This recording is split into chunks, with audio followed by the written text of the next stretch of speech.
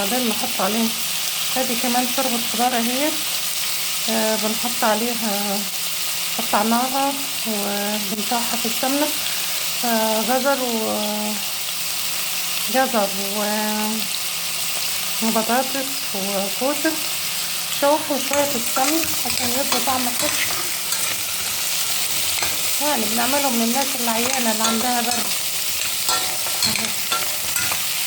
شوفوا اهو شوحوا شوية وبعدين نحط عليهم الشوربة يستووا اهي. تبقى طعمها حلو لما تتشوح كده احسن ما تتسلق على طول في الشوربة. اللي بتتشوح في السمنة بتدي طعم جميل اوي.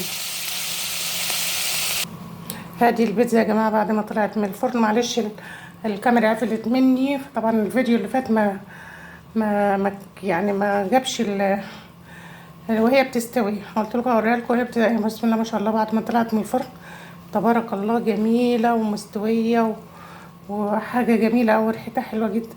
وادي الشوربه بعد ما الخضار السوتيه بعد ما ضفنا له الشوربه اهو يسيبه بقى يستوي والف هنا والشفا.